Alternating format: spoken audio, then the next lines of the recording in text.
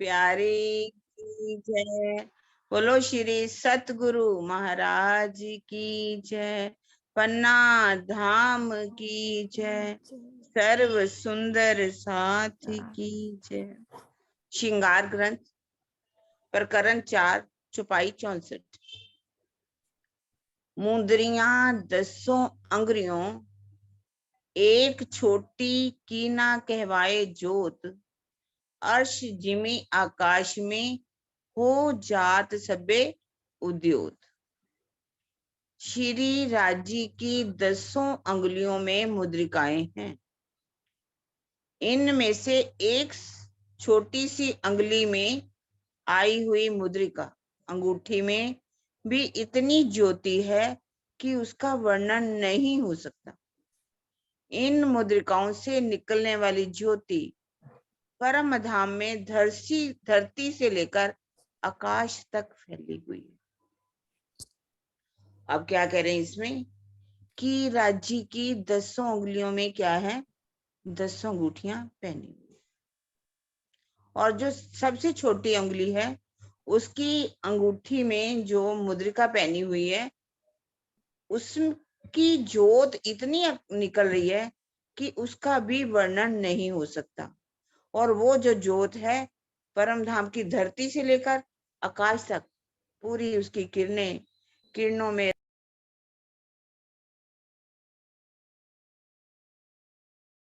जो है वो किस तरह से निकल राज्य की 10 उंगलियों की अंगूठियों का यहाँ पर वर्णन किया गया। हक के भूखन की क्यों कहूं, रंग नंग ज्योत सलूक। आत्म उठ खड़ी तब हो वहीं, पहले जीव होए भूख भूख। हक के भूखन की क्यों कहूं, राज्य के जो आभूषणों में जड़े हुए नगों के रंगों तथा उनसे निकलने वाली ज्योति की सुंदरता का वर्णन कैसे करूं। इनकी शोभा को अपने हृदय में बसाकर आत्मा जागृत हो जाती है, किंतु इसके पहले जीव अपने आप को पूर्ण रूप से निछावर कर देता है। इस चौपाई के चौथे चरण में भूख भूख शब्द का प्रयोग है, जिसका अर्थ होता है स्वयं को टुकड़े टुकड़े कर देना। इस अवस्था की प्राप्ति के लिए जीव को धामधनी की विरहा में डूबकर मैं के बंधन को तोड़ना होता है और धनी पर स्वयं को निछावर करना होता है। जब तक जीव इस लक्ष्य तक नहीं पहुंच पाता तब तक पूर्ण जागृति नहीं हो सकती। नीचे कर दो। अब क्या कह रहे हैं कि हक के भूषण धामधनी के आभूषणों की शोभा, उनकी कितनी बनावट है, नग हैं, जड़े हुए नग हैं, नगों में रंग है, उसमें से निकली हुई ज्योति, उसका वर्णन नहीं हो सकता। ये कब बस हम हृदय में ये रंग आएंगे इसकी ज्योति का, जब क्या कहते हैं हम इस शोभा को अपने हृदय में बसा लेंगे। जब इस शोभा को हृदय में बसाएंगे तो हमारी आत्म जागृत हो जाएगी। पर इससे पहले क्या करना पड़ेगा, हमें अपने जीव को धनी के ऊपर पूरी तरह से निछावर करना होगा। पहले जीव होए भूख। जीव जब तक कुर्बानी नहीं करेगा, जीव की कुर्बानी कैसे है, जीव को अपनी पूरी गुण अंग इंद्रियों को जीतना हो, उसको बिठाना होगा चितवनी में, क्योंकि ये शरीर जो है सुख मांगता ही मांगता है। जीव टुकड़े टुकड़े नहीं होगा। जीव के टुकड़े टुकड़े का मतलब यहाँ उसके टुकड़े टुकड़े करने नहीं, जीव इतना सूक्ष्म है, बहुत ही अधिक सूक्ष्म है, जिसको इन खुली आंखों से नहीं देखा जा सकता। और इस जीव में 16 सूर्य की रोशनी भी दिखाई देती है। जब जीव को ध्यान की अवस्था में देखा जाए तो उसके हमको इतना सूक्ष्म है तो उसके टुकड़े टुकड़े कैसे हो सकते हैं। उसके टुकड़े टुकड़े करने का भाव क्या है, अपने आप को धनी पर पूरी तरह से निछावर कर देना, अपनी मैं को भी समाप्त कर देना कि मेरी मैं है ही नहीं। जैसा भी धनी जैसा भी रखें, पूरी तरह से बस धनी के ऊपर समर्पित करना। और जीव भी अपने आप को क्या करेगा, आत्म स्वरूप मानना शुरू कर देगा। जब तक वो आत्म स्वरूप नहीं मानेगा पिंड ब्रह्मांड की चाहनाओं को छोड़ेगा नहीं किसी तरह से। जब तक वो धनी के ऊपर कुर्बान नहीं हो जाता तब तक आत्म उठ खड़ी नहीं होगी। आत्म हमारी तभी उठ के खड़ी होगी, धनी के भूषणों की शोभा को रूह देखेगी, बार बार चितवन करेगी, चितवन में एक एक अंग की शोभा को देखेगी। जिस जिस अंग की शोभा को देखती चली जाएगी आत्म का अंग वही वही खड़ा होता जाएगा। इसके लिए जीव को तो पहले टुकड़े टुकड़े करना पड़ेगा, उसको भूख भूख होना पड़ेगा, अपनी मैं खुदी को पूरी तरह से समाप्त कर देना। जीव को टुकड़े टुकड़े तो कोई कर ही नहीं सकता। इसी के लक्ष्य की जब तक हम नहीं पूरा करेंगे तब तक हम अपने आप को आत्म जागृत नहीं कह सकते कि अभी हम जागृत है। हाँ, ज्ञान से जागृत हो रहे हैं लेकिन वास्तविक हमारी जागरणी अभी नहीं है, क्योंकि कहाँ हम कुर्बानी करते हैं। थोड़ी कुर्बानी कर रहे हैं, बहुत सुंदर साथ, ऐसा नहीं कि नहीं कर रहे, पर हमें अपने विरहा प्रेम में डूब करके मैं के बंधन को तोड़ना होगा। अपनी मैं को, जीव की मैं को तो बिल्कुल ही समाप्त कर देना। फिर कौन सी भावना ले लेनी है? आत्म का भाव, पर आत्म का श्रृंगार सज के आत्म का भाव लेकर के जब हम चितवन करेंगे, वो ये ना, वो कैसे स्वामी जी भी उसमें रहा था कि पिंड और ब्रह्मांड वाको हैरी नहीं, पिंड और ब्रह्मांड का बंधन बिल्कुल ही समाप्त करेंगे। जीव भी अपने आप को खत्म कर देगा, समाप्त कर देगा उसका अस्तित्व। उसकी मैं जब धनी की मैं उसके हृदय में आ जाएगी तभी वो अपने लक्ष्य तक पहुंच सकता है, तभी उसकी आत्म जागृति कही जा सकती। प्रणाम जी सुंदर जी। प्रणाम जी। हाँ जी, चुप ही ले रही हूँ, बाकी सुंदर साथ रिजन करते जाएंगे। रू भूखन हाथ के हक भेले होत तैयार, ए शोभा जुगल किशोर की जुबा कह ना सके सुमार। आत्मा के धाम हृदय में जब श्री राज्य के हाथों के आभूषण बस जाते हैं, यानी कि सज जाते हैं, तो उसी पल साथ ही आत्मा के हाथों के आभूषण भी दिखाई देने लगते हैं। युगल स्वरूप श्री राज श्यामा जी की शोभा अनुपम है, उसे सीमाबद्ध कर कहने में सामर्थ्य इस जिव्या में नहीं है। हाथों के भूखंड का वर्णन है कि जैसे जैसे हम राज्य के हस्त कमल के आभूषणों को सजा देते हैं, यानी कि सजना का देखना, बस जाना अलग बात, और एक प्रेम से सजाना, तो ये शब्द लिखा है सज जाना, तो सजाते हैं, तो उसी प्रकार उसी पल ही हमारे भी हाथों के आभूषण दिखाई देने लगते हैं, यानी कि आत्मा के। तो ये शोभा जुगल किशोर की जो हम अपनी जुबान से कह नहीं सकते। हाँ जी सुनीता दीदी।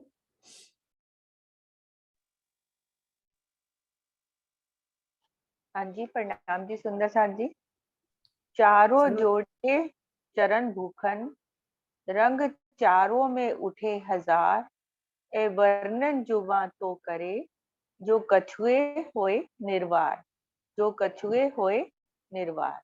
श्री राज्य के दोनों चरणों में चार चार अर्थात झांझरी, घुंघरी, काबी, करड़ा आभूषण आए हैं। चार प्रकार के आभूषणों से हजारों तरह के रंग निकलते हैं।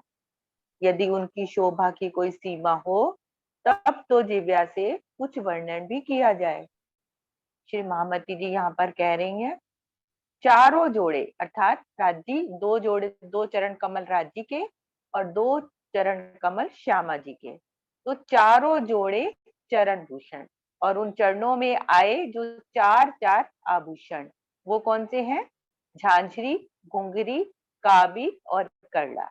अर्थात राज युगल स्वरूप ने अपने दोनों चरणों में ये चारों आभूषण धारण किए हुए हैं, और इन चारों आभूषणों से हजारों तरह के रंग निकलते हैं, और एक एक रंग से अनेक अनेक तरंगे, एक एक तरंग से अनेक अनेक किरणें, और फिर एक एक किरणों से फिर अनेक अनेक रंग निकलते हैं।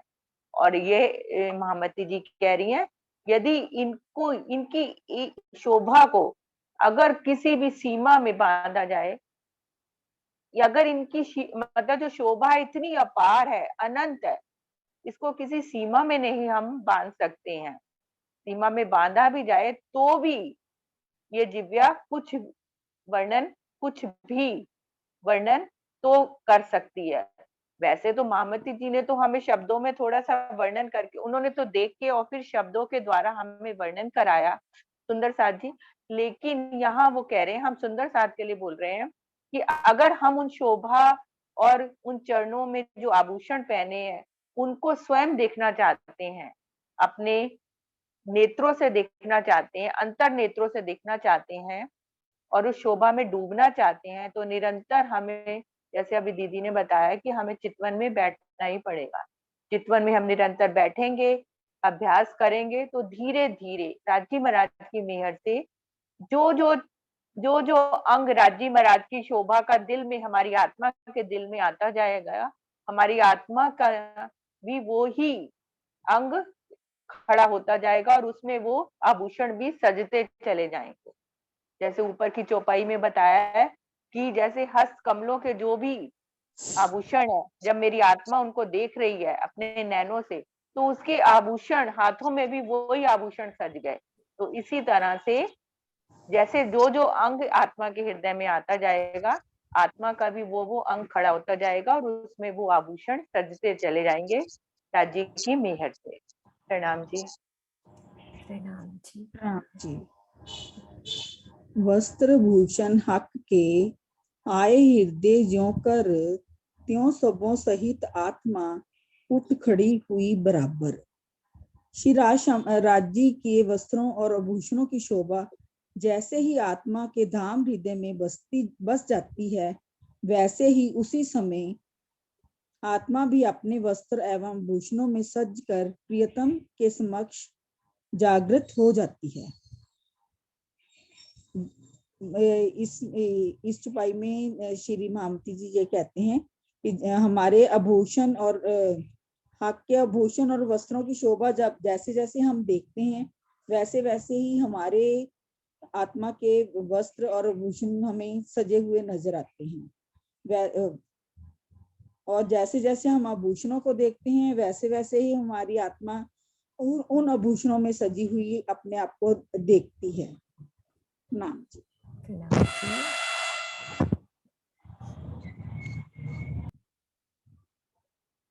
हाँ जी मम्मी बोलो।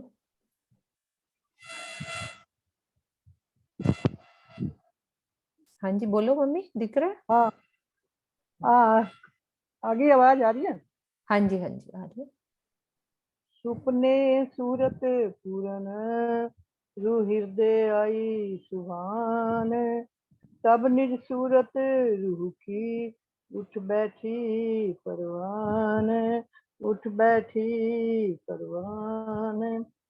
इस स्वप्न के तन में बैठी आत्मा के धाम हृदय में जब धामधनी के मुखारबिंद की पूर्ण शोभा विराजमान हो जाती है, तो निश्चित रूप से आत्मा का मुखारबिंद भी पूर्ण रूप से जागृत हो जाता है। ये क्या सुपन के तन, ये यहाँ का जो तन है हमारा, वो क्या है, अगर हमारे हृदय आत्मा के हृदय में बैठ जाता है तो उनकी शोभा, उनका मुखारबिंद पूर्ण शोभा का अगर हम बिठा लेते हैं, तो निश्चित रूप से आत्मा हमारी उस मुखारबिंद को देखती रहती है। कैसी शोभा उनके मुख की, कैसी पाग उनकी, कैसे होठ उनकी, सब शोभा हमारे हृदय में अगर हम ध्यान से देखें तो वो हमें सब दिखाई देगी, अगर हमारी आत्मा उसको देख सकती है। अगर नहीं तो फिर बड़ा मुश्किल है। इस स्वप्नमय शरीर से अगर हम देखें तो हमारा तन इसको छोड़कर राज्य के चरणों में लग जाता है।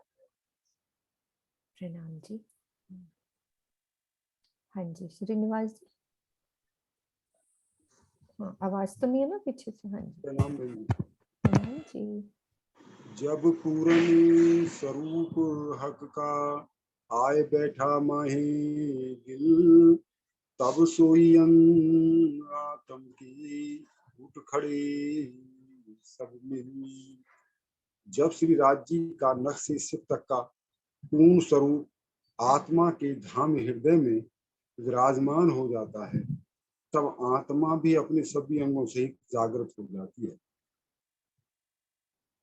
इस चौपाई के माध्यम से प्राण वल्लभ, प्राण प्रीतम शिव जी साहिब हम सभी सुंदर साथ को वर्णन कर रहे हैं कि जो जो श्री राज जी महाराज के आभूषण, भूखन और उनके अंग की शोभा जैसे जैसे आत्म के हृदय में आती जाती है, वैसे वैसे ही आत्मा के भी वो स्वरूप जो है, अंग जो है, वो जागृत अवस्था को होते चले जाते हैं, वो भी जागृत अवस्था में आ जाती है। तो उसी का ही यहाँ पर वर्णन ऊपर की तीनों चारों चौपाइयों में यही वर्णन है और इसमें भी यही वर्णन किया है कि जैसे जैसे पूर्ण स्वरूप राज जी महाराज का जब हमारे हृदय में आ जाएगा तो उस दिन जो है आत्म के का भी पूर्ण स्वरूप हम जो है जागृत हो जाएगा और वो हमको दिखाई देगा। आत्मा के धाम हृदय में विराजमान हो जाता है, तब आत्मा भी अपने सभी अंगों सहित पूर्ण रूपेण वो भी जागृत हो जाती है।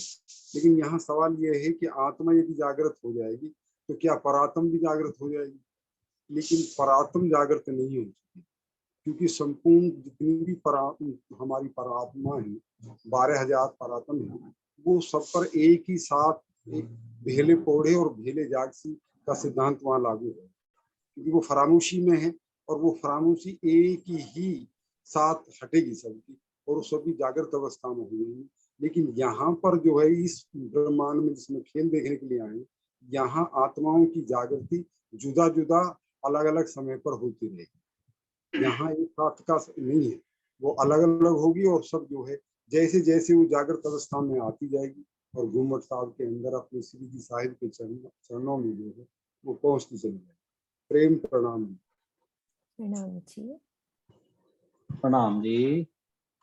वस्त्र भूखन सब अंगो, कंठ श्रवण हाथ पाए, नख सिख सिंगार साज के, बैठे अर्श दिल में आए, बैठे अर्श दिल में आए।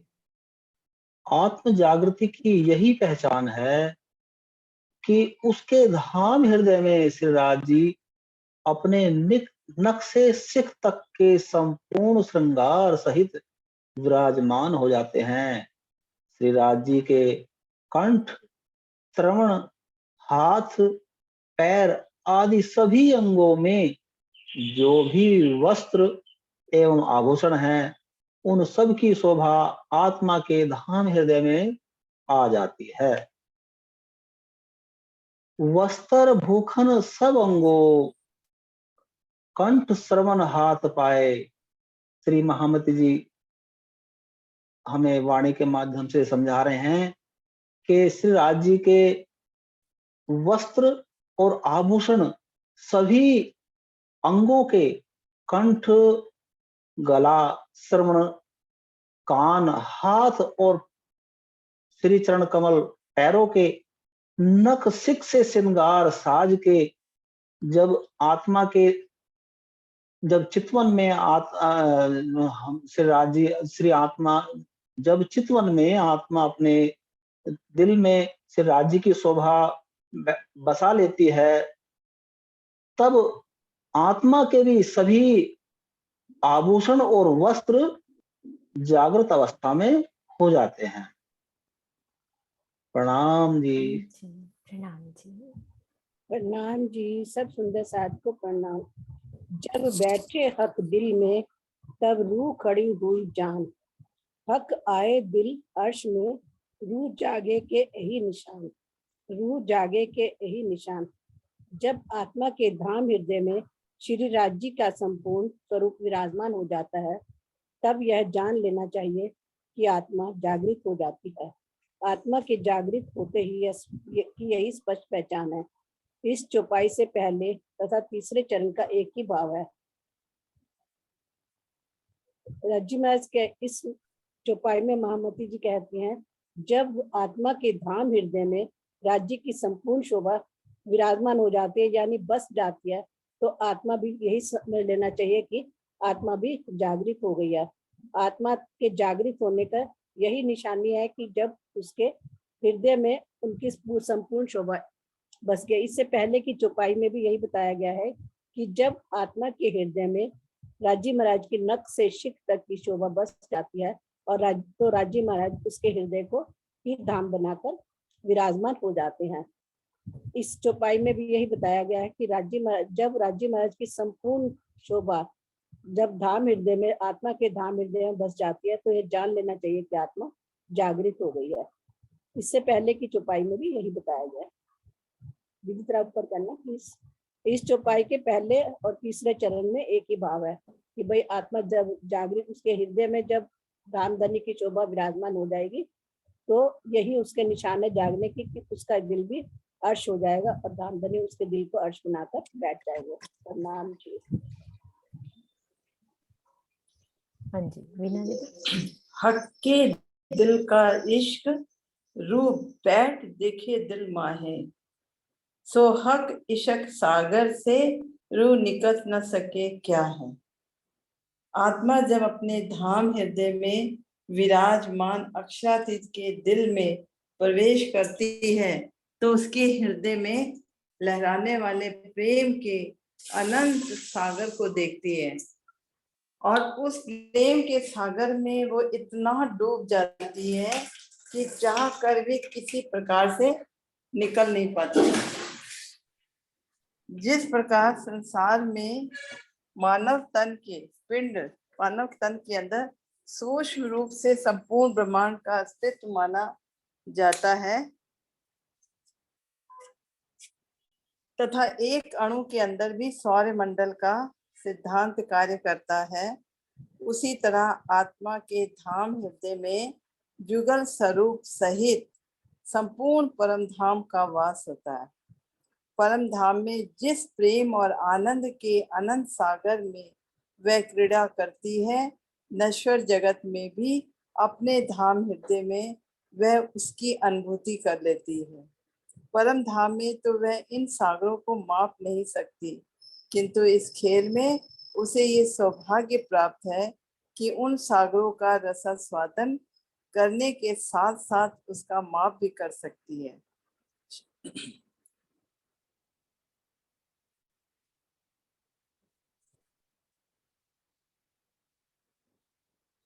और इश्क माहे रोहन, ये इसी में ही है ना, इश्क माहे रोहन। श्रृंगार प्रकरण 20 चौपाई 109 और 118 में ये बात इस प्रकार दर्शाई गई है कि इश्क माहे रोहन हक्के अरश कहो जाको दिल, हक्के दिल दे रोहों दिल लिया जो एक हुए हिलमिल।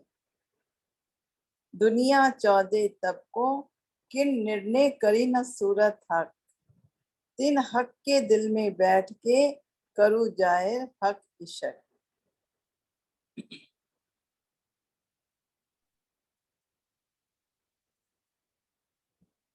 हक के दिल का इश्क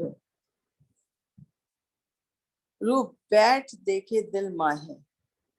राजी के दिल का जो इश्क है वो रूह अपने दिल में देखने लग जाती है और उसके दिल में राजी का इश्क प्रवेश कर जाता है या देखने लग जाती है, तो हक इश्क सागर से वह रूह निकल ना सके। जब इतना इश्क उसके दिल में आ जाता है राजी का, तो वो इश्क, उस इश्क के सागर में वो इतना डूब जाती है कि उस सागर से वो बाहर ही नहीं आ पाती।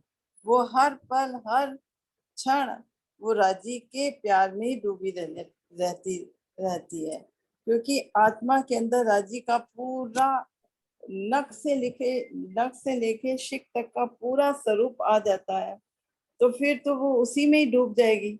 उसको दूसरा कोई इतना उसके अंदर इश्क आ जाएगा कि वो उस इश्क से बाहर निकल ही नहीं पाएगी, चाहेगी भी तो भी नहीं निकल पाएगी। राजी भी उनको खींचे रहेंगे अपनी तरफ। इस तरह आगे थोड़ा सा ऊपर करिए कि जिस तरह ये एक अणु में पूरा सूर्य उस अणु के अंदर आ जाता है, एक पानी की बूंद में पूरा सूर्य आ जाता है, इसी तरह हमारा जो पिंड है 5 तत्वों का, इसकी एक एक रोम में राजी का इश्क आ जाता है, इतना भर जाता है कि वो रूह उससे निकल नहीं पाती। फिर दूसरा इन्होंने बताया कि परम धाम की एक एक शोभा में वो जो आत्मा है वो उसमें डूबने लग जाती है, उसके आनंद में डूबने लगती है। पर उसके अंदर इतना बड़ा, वहां तो अनगिनत सब चीज अनंत है, उसके स्वरूप को अपने अंदर बिठा नहीं सकती। पर राजी ने यहाँ वाणी के द्वारा उसकी एक एक माप को का स्वादन वो यहाँ बैठे बैठे कर लेती है। छोटे छोटे अभी अपन ने सारी चर्चनी पढ़ी तो हर चीज 14 करोड़ 40 लाख, वहां हमें ये थोड़ा पता चलेगा कि वो 14 करोड़ 40 लाख ऊंचे हैं। यहाँ हमें हर चीज का माप भी पता चल जाता है। फिर राजी ने आगे ये बात भी दर्शाई कि इश्क माहे रूहन हक के अर्श कहो जाको दिल। रूहन के अंदर जो इश्क है, रूह के अंदर, राजी ने उसके दिल को ही अर्श कर दिया। रूहन के अंदर राजी का जो इश्क है, रूहों के अंदर आकर उसके दिल को उन्होंने अर्श कर दिया।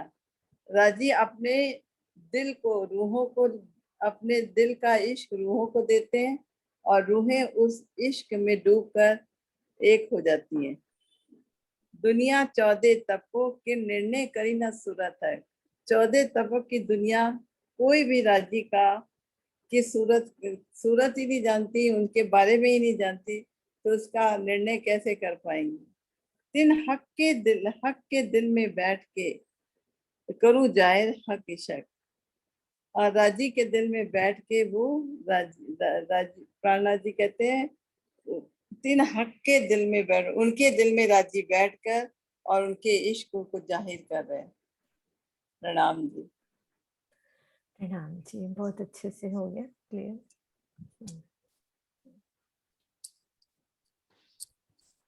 प्रणाम जी।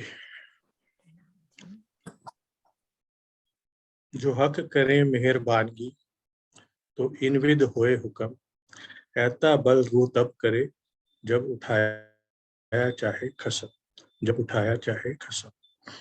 जब धाम धनी मेहर करते हैं तभी इस प्रकार का हुक्म होता है, अर्थात आत्मा धनी के हृदय में उमड़ने वाले प्रेम यानी कि इश्क के सागर का अनुभव करती है।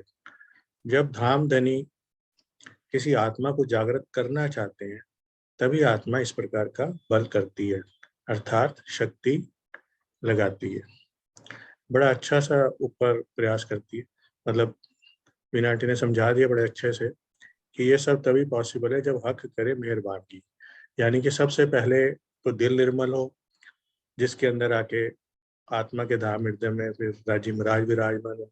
क्योंकि जब राजी ही दिल में आ गए तो फिर उस अपने ही दिल के अंदर उस राजी को, क्योंकि राजी तो इश्क के गंजन सागर है, तो उसी इश्क को वो रूह अपने अंदर ही अंदर पूरा एंजॉय करती है, पूरा उसका आनंद लेती है, तो उसे कहीं बाहर नहीं जाना पड़ता।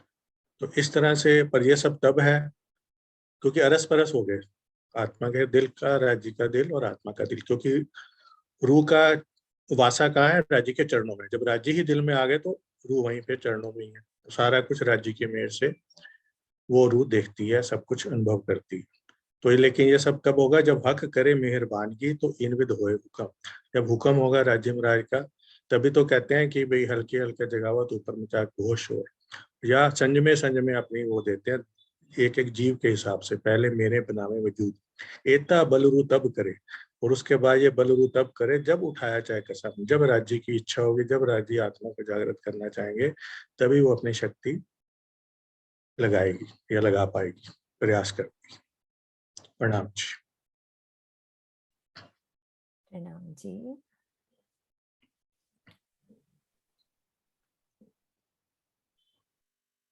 प्रणाम जी। हाँ जी दीदी, प्रणाम जी।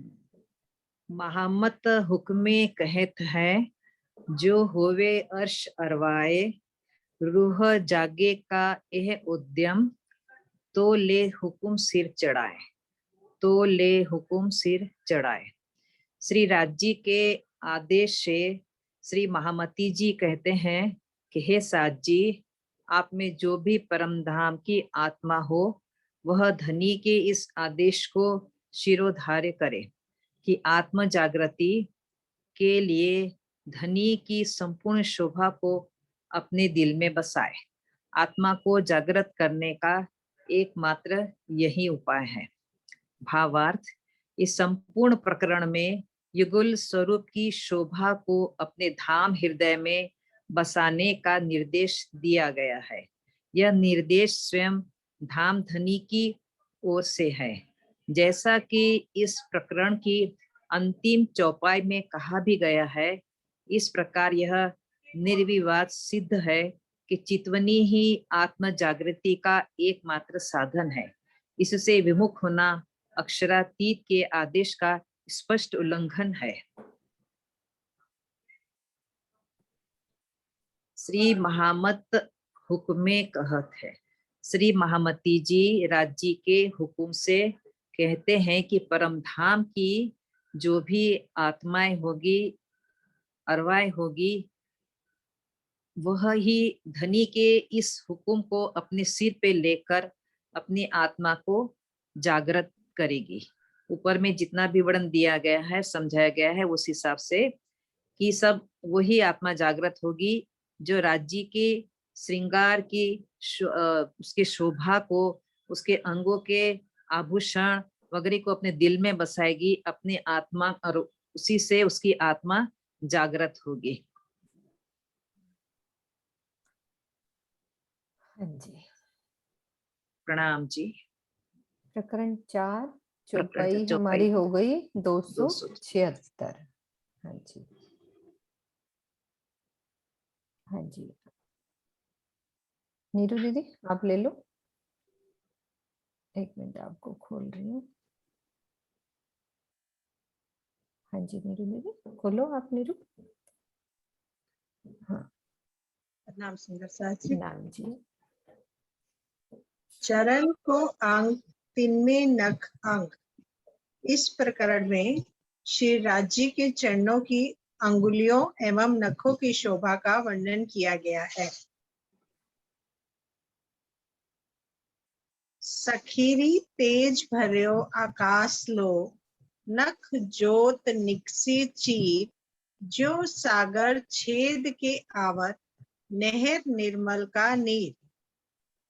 श्री महामती जी की आत्मा परम धाम की ब्रह्म सृष्टियों को संबोधित करते हुए कह रही है कि प्रियतम के चरण कमलों से निकलने वाला तेज आकाश में फैल रहा है।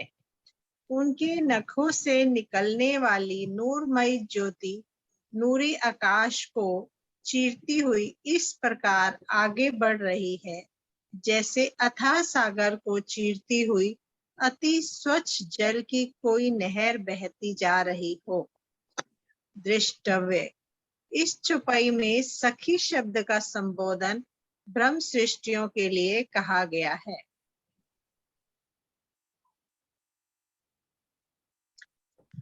सखीरी मीन्स ब्रह्म सृष्टियों के लिए बोला गया है। सखीरी ब्रह्म सृष्टियों के लिए बताया। तेज भर्यो आकाश लो, ब्रह्म सृष्टियों को बता रहे हैं कि धनी राज्य की जो नख की ज्योति है, प्रकाश है, इतना अधिक है कि वो आकाश को भी प्रीतम के रंग में तेज जो है पूरे आकाश में फैल रहा है। इतना तेज है कि उनके उनके नख में इतना प्रकाश है कि वहां पूरे आकाश में फैल रहा है। और नख ज्योत निकसी ची, उनके नखों से निकलने वाली जो ज्योति है वो पूरे आकाश को चीर रही है। जो सागर छेद की आवत, इस प्रकार से चीर रही है जैसे एक लहर सागर को छेदती हुई बहती है, सागर के स्वच्छ जल की ओर नहर जैसे बहती है। उसी प्रकार रोशनी जो नख की तेज है, राज्य के नख का तेज है, उसी प्रकार से पूरे आकाश में फैल रहा है।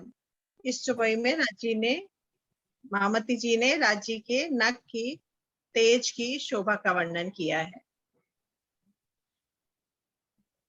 हाँ जी प्रणाम जी। सुनन दीदी आप ले लो। पहले नीरू दीदी, पहले ऊपर के प्रकरण में राजीव राज ने सारा इकट्ठा वर्णन कर दिया ना, अब हमारे को एक एक अंगों का वर्णन करके बताएंगे। स्वर्णा दीदी आपका खुला? मैंने खोला है स्वर्णा दीदी, आपको दोबारा से रेजेंट करो एक बारी।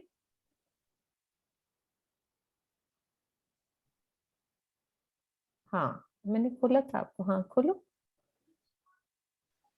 हाँ जी। जी सुंदर सात चरणों में मेरा कोटि प्रणाम जी।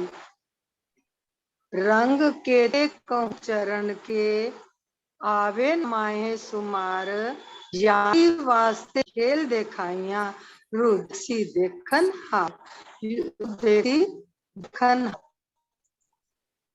धनी के चरणों की सुंदरता का मैं कैसे वर्णन करूं, उसकी तो कोई सीमा ही नहीं। माया का यह खेल तो इसलिए दिखाया गया है कि पर हम क्या माने इस नश्वर जगत में भी प्रियतम के चरणों की पहचान कर सके। इस खेल को दृष्टा होकर मात्र वे आत्माएं ही देखेंगी, क्योंकि यही इस योग्य है। भगवान वह धनी के चरण कमल ब्रह्म शिष्यों के जीवन के आधार है। इन चरणों में उनका अखंड संबंध है, उनकी निस्बत है। परम धाम में निस्बत की मार्फत या पूर्ण बंध का बोध नहीं था। मैं धनी की अर्धांगिनी हूँ की पहचान तो निस्बत की हकीकत संबंध की सत्यता की पहचान है, किंतु मेरा यह रूप स्वरूप श्री अक्षर पिता हृदय का ही प्रकट स्वरूप है। यह बोध हो जाना पूर्ण संबंध निस्बत की मार्फत की पूर्ण पहचान है। इसकी पहचान इस जागनी ब्रह्मांड में ही हुई है और इसीलिए यह मायावी दीदी खेल आपकी ना बनाया है। आवाज बहुत आ रही है, चुपाई बहुत। हाँ थोड़ा नहीं, सा अब ना नहीं बोलेगी, आपकी बोल आवाज दिया कट रही है। मैंने। हाँ थोड़ा शांति से तब। इसकी पहचान इस जागनी ब्रह्मांड में हुई, इसलिए इसे यह मायावी खेल बनाया है। सागर ग्रंथ प्रकरण 6 चौपाई 11 में यह बात इस प्रकार कही गई है, ए चरण निमक न छोड़िए राखिए माहे नैनन, ए निस्बत हक अर्श की मेरे जीव के ही जीवन, मेरे जीव के यही जीवन। इस चौपाई में सिर्फ ब्रह्म सृष्टियों को राज्य की पहचान के बारे में बताया गया है कि ब्रह्म चौपाई दीदी दिखाना जरा। रंग केते कहूँ चरण के, चरणों के कितने रंग हैं। ये शोभा सिर्फ जब ब्रह्म सृष्टियां चितवन के में बैठती हैं, उन्हें तभी उनके रंगों की सुंदरता का, कोमलता का, चेतनता का आभास तभी होता है। आवे न माए शुमार, इसकी शोभा का वर्णन अवर्णीय है। इसकी शोभा का वर्णन नहीं कर सकते, और ये वर्णन तभी नहीं हो सकता क्योंकि हमें उस समय जो है, हम वहाँ परम धाम में हमें उनकी साहिबी की पहचान ही नहीं थी कि साहिबी कितनी किसकी बड़ी है। हम ये कहते थे कि हमारी साहिबी बड़ी है, और राज्य कहते मेरा इश्क बड़ा है। और ये इश्क का खेल दिखाने के लिए हमें यहाँ पर भेजा, यही वास्ते खेल दिखाया, इसी का खेल दिखाने के लिए हमें यहाँ पर भेजा।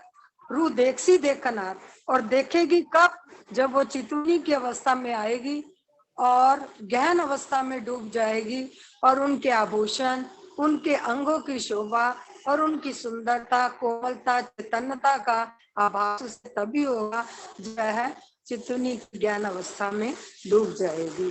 बाकी आप समझा दीजिए। प्रणाम जी। प्रणाम जी। किरण दीदी।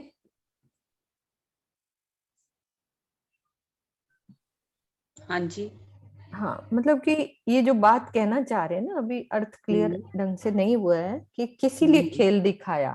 कहते हैं ना वो वाली चौपाई है ना, आशिकिन चरण की, तो निस्बत की बात बताई गई है कि निस्बत की मार्फत क्या होती है, पहचान करने की। हाँ परम निस्बत की मार्फत। निस्बत की पहचान नहीं थी, तभी तो चुपाई हुई आती।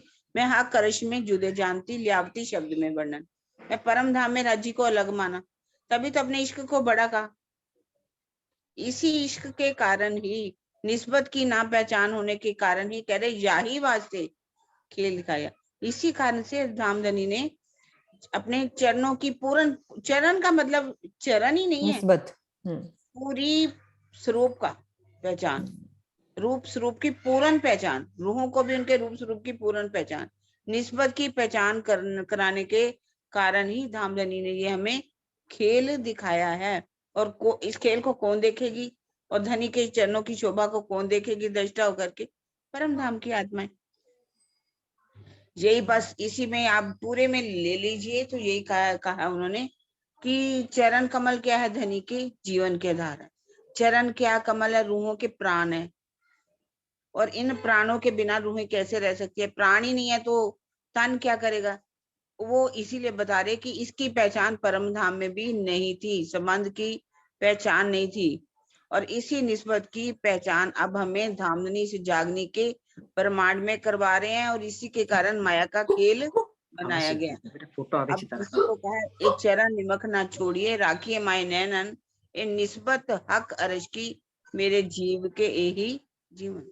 इन चरण कमलों की शोभा को एक पल के लिए भी न छोड़ो, इसको अपने रूह के नैनों में बसा करके रखो, क्योंकि इन चरण कमलों से ही परम धाम की आत्माओं की अपने धाम धनी से निस्बत है। ये उनके जीवन का आधार है। मेन निस्बत की हकीकत तो पता था, लेकिन निस्बत की मार्फत क्या है उसकी हमें पहचान नहीं थी। हमने अपने आप को जुदा मान लिया राज्य से ना, तभी तो इश्क को बड़ा कहा। यदि इसी निस्बत की मार्फत के स्वरूप की पहचान हो जाती हमें, तो कभी भी हम अपने आप को बड़ा नहीं कहते। स्वामी जी वही चर्चा करते हैं कि राज्य के दर्शन तो हो सकते हैं, लेकिन वास्तव क्या है, निस्बत की पहचान करना। हम धनी के अंग, उन्हीं के धनी के अंग है, उसमें उनमें और हमारे में बिल्कुल भी अंतर नहीं है। मार्फत की पहचान करना, निस्बत की मार्फत की पहचान करना, ये वाली बात पूछना चाह रही थी मैं, निस्बत की मार्फत। हकीकत का तो पता है, मैं धनी की अंगना हूँ, पता, इसलिए अंगना हूँ, धनी की अंगना हूँ, अपने आप को अलग मान लिए। मैं स्वरूप उन्हीं का ही हूँ, मैं उन्हीं का ही, मेरे और उनमें कोई अंतर नहीं है। ये निस्बत की ये पहचान, मार्फत है। हाँ जी मम्मी कुछ पूछ रहे हो आप? मैं यही पूछ रही थी, जैसा इन्होंने वर्णन किया ना, किरण ने भी बहुत अच्छा किया, और उसने स्वर्णा बहन जी ने बहुत बढ़िया अच्छा वर्णन उन्होंने भी बता दिया है। मैं इसीलिए कह रही थी, खूब इसके निस्बत के ऊपर वर्णन हो गया, बहुत अच्छा। हाँ, निस्बत की मार्फत की बात हो रही है कि वो थोड़ी क्लियर हो जाए कि निस्बत की हकीकत तो पता है, निस्बत की मार्फत क्या है वो नहीं पता थी हमें। क्योंकि राज्य के चरण ही तुम्हारे हृदय में आते हैं, उनके चरणों से ही हमारी निस्बत है। वह हमारे अंदर हैं तो हम हैं, चरण कमल नहीं तो कुछ नहीं। इसे चरणों की शोभा, राज्य के पूर्ण स्वरूप को अपने हृदय में ले लेना, अपने दिल में बैठा लेना, उस शोभा में। यहाँ खोएंगे तो राज्य हमारे हृदय में आ जाएंगे, तो इसका मतलब कि राज्य ही हमारे अंदर है, तो सब कुछ है, वरना हमारी निस्बत भी नहीं, हम अलग नहीं।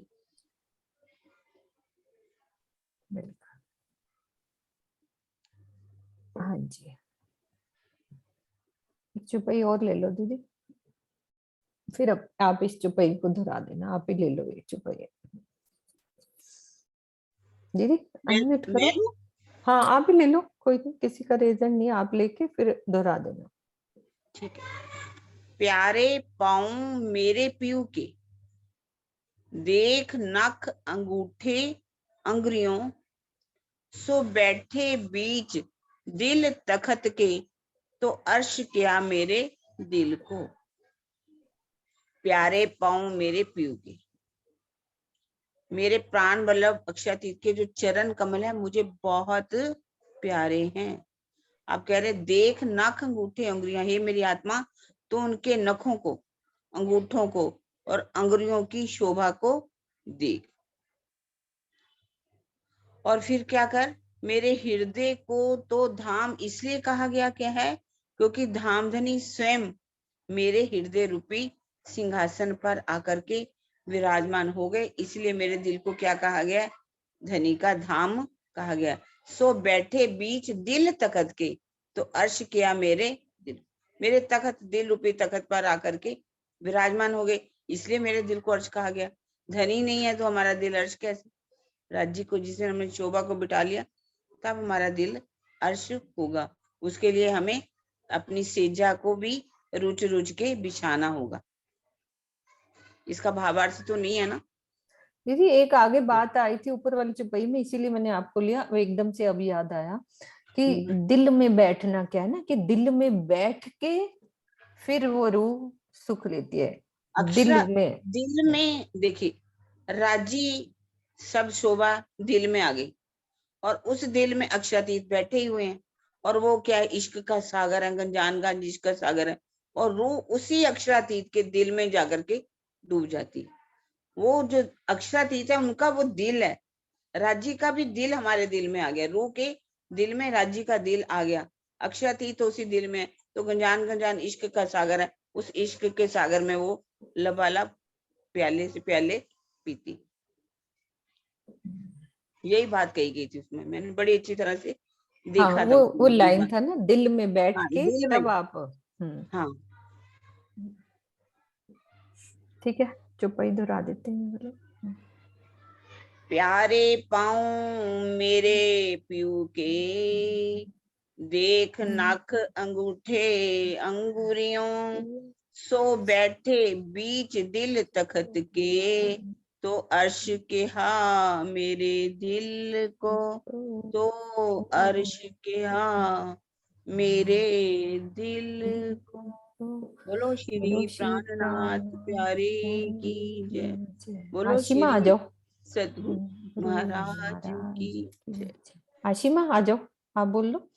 और एक सूचना देनी है, आशिमा के भजन के बाद सुंदर साथ नहीं जाएंगे, थोड़ा सुझाव लेना है रिकॉर्डिंग के बाद। आशिमा आप बोलो, इसीलिए 2-3 मिनट पहले किया है।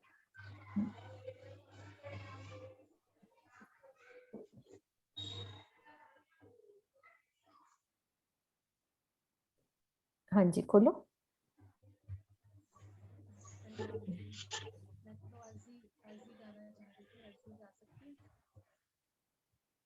हाँ बोलो आप। हाँ बोलो।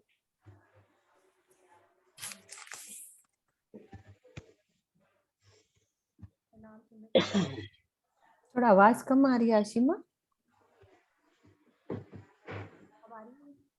कम आ रही है। नहीं, कम आ रही है। क्या हुआ? अभी तो ठीक आ रही थी पहले आवाज। अब क्लियर है कुछ? नहीं आ रही ना किरण दीदी? बिल्कुल भी नहीं, बहुत ऐसे लगता है कोई बहुत बोल थोड़ी रहा सी आ रही है। नहीं है। आज में कोई फोन आया होगा, कई बार बात हो जाती है, कोई बीच में फोन आ जाए ना तब भी आवाज कम हो जाती है। अभी भी नहीं आ रही भाभी? बहुत थोड़ी सी आ रही है, एकदम थोड़ी थोड़ी। चलो कल फिर सुबह स्टार्ट, कल श्रृंगार शुरू होएगा। कल क्या वार है? हाँ, कल सुबह पहले बोल देना श्रृंगार शुरू होने के बाद। टाइम भी हो रहा है क्योंकि आवाज नहीं आ रही तुम्हारी। कल देख लो। हाँ कल मीनू तो जी, कल हमारा जल्दी खत्म करना हो है तो जाएगा। जल्दी भी कर सकते हो। कल 5 हाँ से जी, 6 जी का वही टाइमिंग लिए। सूचना देना है, वही मतलब रिकॉर्डिंग 5 बंद से करके 6 कर लो आपस में आपने, हम 5 से अभी हाँ, 6 एक अपन बार दीदी जयकारा बुला रिकॉर्डिंग लो, बंद रिकॉर्डिंग करके, बंद कर ली। एक बार जयकारा बुला के फिर अपन ये बात करते हैं। ठीक है आशिमा, कल बोलते हैं। बोलो श्री प्राणनाथ प्यारे की जय, सदगुरु महाराज की जय, पन्ना धाम की जय। प्रणाम जी सब।